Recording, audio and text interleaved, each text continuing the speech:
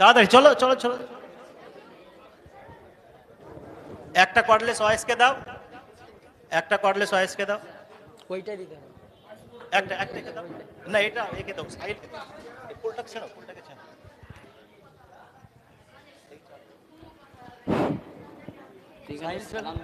এই ওদেরকে এখানে রাখো, এখানে না হলে হবে না, আওয়াজ পাবে না। হ্যাঁ এদের এখানে রাখো।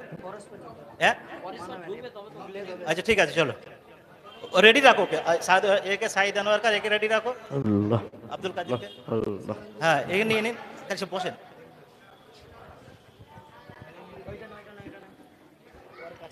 আয় মাইক্রোফোনটা নিয়ে আয়। হ্যাঁ মুখ সামনে হলে তাহলে আমাদের ওদের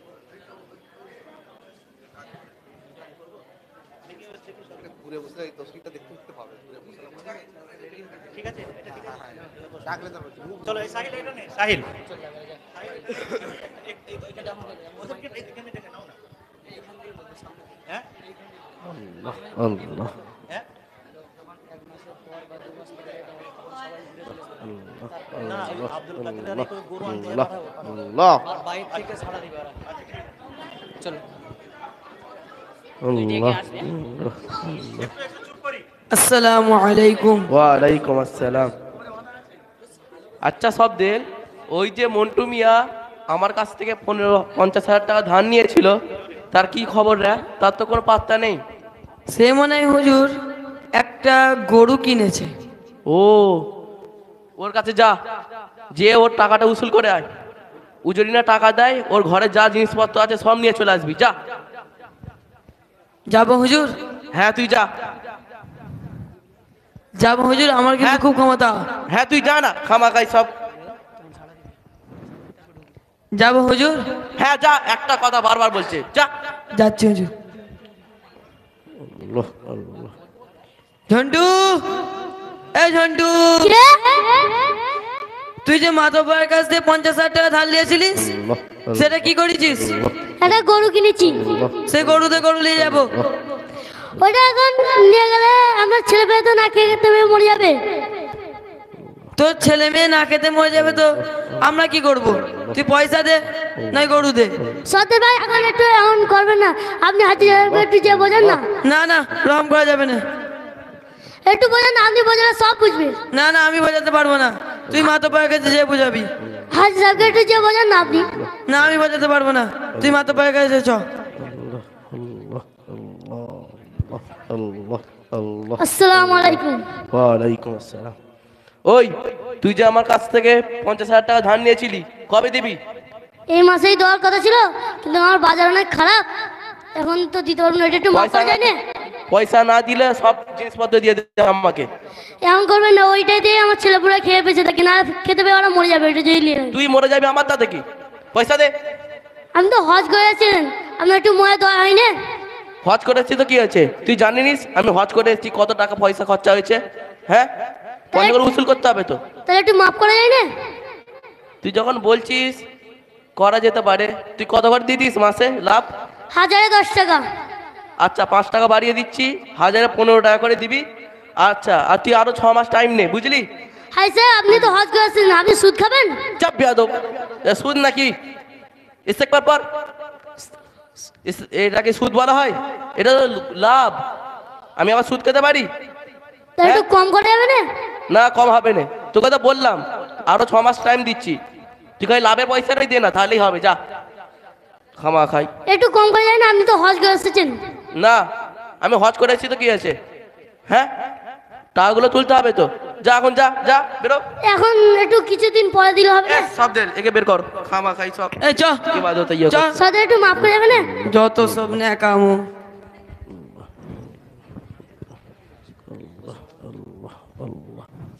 আর একজন কে যেন আমার কাছ থেকে ধান নিয়েছিল রে, মনে পড়ছে না ঠিক। ওই হুজুর মন্টু। ও কত নিয়েছিল রে? 1,00,000 টাকা। কি কি কিনেছো এটা দিয়ে? দেখলাম তো সেবারে এক পাল গরু ছাগল চড়াচ্ছে। ওর বাড়িতে যা, যে টাকা চা আমার, বল মাতব্বর টাকা চাইছে, যদি না দেয় ও যেসব ছাগল গরু কিনেছে সব নিয়ে চলে আসবি, যা। যাবো হুজুর? হ্যাঁ তুই যা। যাবো হুজুর? হ্যাঁ যা না, খাবা খায় একটা কথা বারবার, চলো। যাচ্ছি। মন্টু, এ মন্টু। কে? আরে সবদেল ভাই যে, কি ব্যাপার আমার বাড়িতে আপনি? ওইসব বাদ দে, তুই যে মাতব্বরের কাছ থেকে 1 লাখ টাকা ধার নিয়ে গরু ছাগল কিনেছিস, সেই গরু ছাগল দে। ভাই এই গরু ছাগলটাই আমার সম্বল, এতেই আমার ছেলেমেয়েরা খায়। আপনি যদি এটা নিয়ে যান তাহলে আমার ছেলেমেয়েরা না খেতে পেয়ে মরে যাবে। তোর ছেলে মেয়েরা না খেতে পেয়ে মরে যাবে, তো আমরা কি করব? ভাই একটু মাফ করুন না আপনি। না না আপনি গিয়ে না, মাফ করা যাবে না, না মাফ করা যাবে না। ভাই আপনি একটু মাফ করুন না। হয় তুই টাকা দে, আর নয় গরু ছাগল দে, গরু ছাগল দিয়ে যাবে। ভাই আপনি একটু মাতব্বরকে যে বোঝেন না। না তুই তাহলে মাতব্বরের কাছে যে বোঝাবি, ভাই, চ। আপনি একটু বোঝেন না। না না তুই চ। আসসালামু আলাইকুম হাজি সাহেব। ওয়ালাইকুম আসসালাম। কি রে, ভালো আছিস? জি। আর বলিনি হজ থেকে এসে এত ইবাদত গুজার করতে হচ্ছে না, তোর কথা আর ভুলে গেছি। আচ্ছা, তুই যে আমার কাছ থেকে 1 লাখ টাকা ধার নিয়েছিলি, কবে দিবি? এখন তো আমার পরিস্থিতি খুবই শোচনীয়, আমি এখন টাকাটা দিতে পারবো না। আমাকে একটু মাফ করা যায় না হাজি সাহেব? মাফ হবে না। টাকা দিয়ে কি কি কিনেছিলি তুই? একটা গরু আর একটা ছাগল ওই কিনেছি। গরু ছাগল দিয়ে দে, হয়ে যাবে, যা। হাজি সাহেব আপনি তো হজ করে এসেছেন, আপনার একটু মনে দয়া মায়া নেই? দয়া মায়া কেন? আমার দয়া মায়া প্রচুর দয়া মায়া, তুই জানিস আমি কত আল্লাহ মানুষ। আমি তো হজ করে এসেছি, বল তুই বল, হজ করে এসেছি, কত টাকা খরচা হয়েছে, টাকাগুলো তুলতে হবে তো। তা একটু মাফ করা যায় না হাজি সাহেব? না, মাফ করা যাবে না। একটা রাস্তা থাকতে পারে, তুই মাসে ক টাকা করে লাভ দিতিস? 1000-এ? 1500 টাকা করে দিতাম। আচ্ছা, তোকে 5 টাকা বাড়িয়ে দিচ্ছি, হ্যাঁ? 1020 টাকা করে দিবি, মাসে মাসে দিয়ে দিবি। আপনি তো হজ করে এসেছেন, এখনো সুদ খাবেন? চাপ বিয়াদব, সুদ নাকি? হ্যাঁ, এটা একটা লাভ রে। ইস্তেগফার পর, আস্তাগফিরুল্লাহ আস্তাগফিরুল্লাহ। খামা খাই, বুঝলি? আচ্ছা, তুই আরো 6 মাস টাইম নে, বুঝলি? হাজি সাহেব মাফ করুন না হাজি সাহেব। মাফ হবে না, তোকে তো আরো 6 মাস টাইম দিচ্ছি। হাজি সাহেব আমার ছেলেপুলেরা না খেতে পড়ে মরে যাবে, হাজি সাহেব একটু মাফ করুন না। তুই মরে যাবি আমার তা দেখি। হাজি সাহেব একটু মাফ করুন না। হাজি না, সাহেব, মাফ হবে না। এই শব্দের তারাও খামা খাই আমার ইবাদত হাজি সাহেব ইয়া একটু করছে। মাফ করুন না। এই চল, এই হাজি সাহেব একটু মাফ করুন না হাজি এই সাহেব। বেরো। হাজি সাহেব, এদেরকে টাকা ধার দেওয়া ভুল।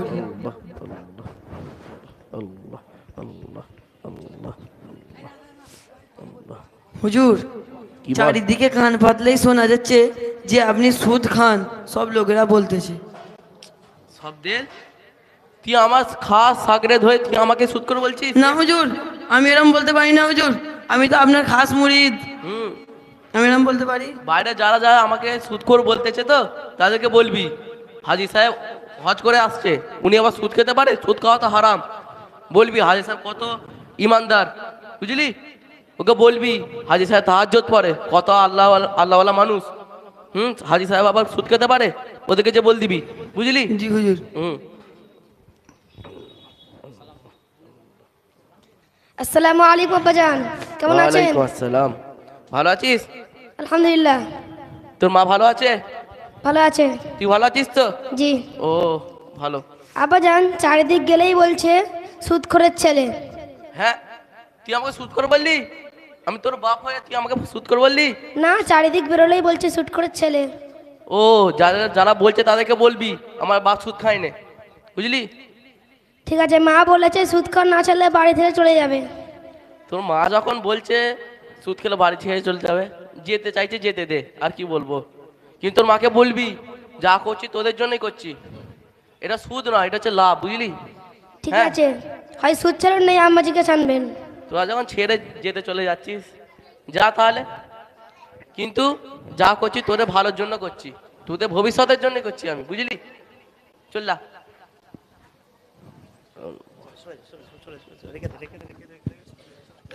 এটা কাগজটা, এই কাগজটা দেখা। এই আচ্ছা, আমরা এখন প্রোগ্রাম দেখলাম, সুদ খাওয়ার পরিণতি কি, কয়েক মাস পরে কি হবে এবার সেটা দেখাচ্ছে। কয়েক মাস পরে কি পরিস্থিতিতে বা কি পরিণতি হয়েছে তাদের, সেটা এবার আপনাদের সামনে দেখাচ্ছে। চলো চলো।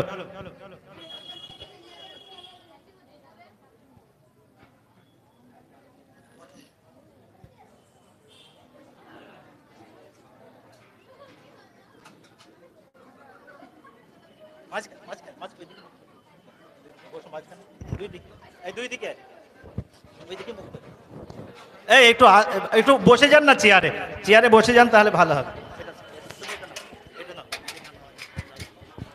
ইয়া আল্লাহ,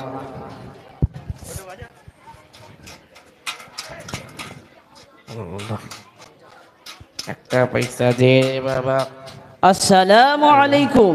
ওয়ালাইকুম আসসালাম। কি আপনি? আপনাকে যেন চেনা চেনা মনে হচ্ছে। জি, আপনাকে যেন চেনা চেনা মনে হচ্ছে। হ্যাঁ, কোথায় আপনাকে দেখেছিলাম মনে হচ্ছে। আপনাকেও তো মনে হচ্ছে ঠিক। ও, আপনি কি 2023-এ হজ করতে গিয়েছিলেন? জি জি, আমি 2023-এ হজ করতে গিয়েছিলাম। ও, তাহলে তো একই ধরেছি। আপনার নাম কি বাহাদুর শাহ? জি। আপনার নাম কি করিম ভাই? হ্যাঁ, আমার নাম তো করিম শাহ। আল্লাহ। তা আপনার এই অবস্থা এখন কিভাবে হলো? আপনি তো মাশাআল্লাহ খুব ধনী লোক ছিলেন। আপনার মাশাআল্লাহ গ্রামে বড় নাম ডাক ছিল। আজকের এই কয়েকটা বাসনের মধ্যে কয়েক পয়সা তুলছেন, কি ব্যাপার? আর বলবেন না ভাই, আমি একসময় সুদ খেতাম। এই সুদ খাওয়ার কারণে আমার বউ বাচ্চা যা ছিল সব চলে গেছে। আমি একটা কঠিন রোগে আক্রান্ত হলাম, কিন্তু ওই আক্রান্ত হওয়ার পরে আমার যা টাকা পয়সা ছিল সব শেষ হয়ে গেছে। এখন আমি পথের ভিখারি। বড় দুঃখ। আর কার কাছে জানাবো এই দুঃখ নিয়ে আপনার এই অবস্থা? সেই জন্য করে আল্লাহ তাআলা কোরআনের মধ্যে বললেন, আল্লাযীনা ইয়াকুলুনার রিবা লা ইয়াকুমুনা ইল্লা কামা ইয়াকুমুল্লাযী ইয়াতাখাব্বাতুহু আশ-শাইতানু মিনাল মাস ذلك بأنهم قالوا إنما البيع مثل الربا وأحل الله البيع وحرم الربا।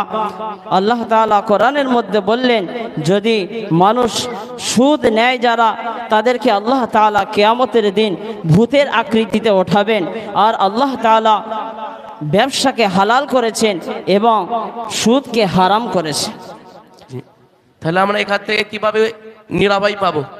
হ্যাঁ, এর একটাই পথ হলো, একমাত্র আমরা যা সুদ খেয়েছি এই সুদ থেকে ফিরে আসতে হবে এবং আল্লাহ তাআলার দরবারে খাঁটি দিলে ইয়াকিনের সাথে, বিশ্বাসের সাথে যে আমি আগামীতে আমি কোনোদিন সুদ নেব না, সুদ দেব না, সুদ লিখব না।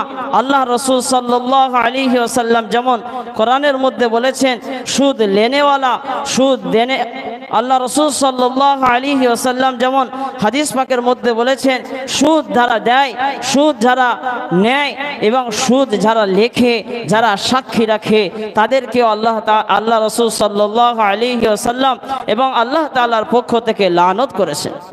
আল্লাহ তাআলা কোরআনে আরো বললেন, যদি মানুষ এই পথ থেকে ফিরে আসার একটাই দরজা, সেটা হচ্ছে তওবা। তওবা করতে হবে। ইন্নাল্লাহা ইউহিব্বুত তাওয়াবিনা ওয়া ইউহিব্বুল মুতাতাহহিরিন। আল্লাহ তাআলা তওবাকারী, যে তওবা করে আল্লাহ তাআলা তাকে পছন্দ করে এবং যে পবিত্রতা হাসিল করে, পবিত্রতা অর্জন করে, তাকে আল্লাহ তাআলা পছন্দ করে। অতএব ভাই, আমাদের একটাই রাস্তা এই সুদ থেকে ফিরে আসার, সেটা হলো খাঁটি দিলে তওবা করতে হবে। তাহলে পড়ি ভাই, আস্তাগফিরুল্লাহ রাব্বি মিন কুল্লি যামবিন ওয়া আতুবু ইলাইহি লা হাওলা ওয়ালা কুওয়াতা ইল্লা বিল্লাহিল আলিয়্যিল আযীম। আসুন আমরা সকলে মিলে সুদ মুক্ত গ্রাম বাঁচাই, সুদ মুক্ত দেশ বাঁচাই, সুদ মুক্ত সারা পৃথিবী করি। আর এই ব্যাগে যদি আমরা সকলে দলবদ্ধ হয়ে যদি ডাক দিই, আর সুদ থেকে আমরা যদি পরিত্রাণ পাওয়ার একটাই রাস্তা, সকলকে আমরা সুদ থেকে ফিরে আসতে হবে। এবং যদি আসতে পারি, আমাদের প্রত্যেকটা লাইনে আল্লাহ তাআলা বরকত ও খায়র দান করবেন। এই বলে আমাদের সংক্ষিপ্ত মোকালামা এখানে সমাপ্তি করলাম। ওয়া আখিরু দাওয়ানা আলহামদুলিল্লাহি রাব্বিল আলামিন। আমরা এতক্ষণ একটি ছোট্ট নাটক দেখলাম, পরিবেশন করলো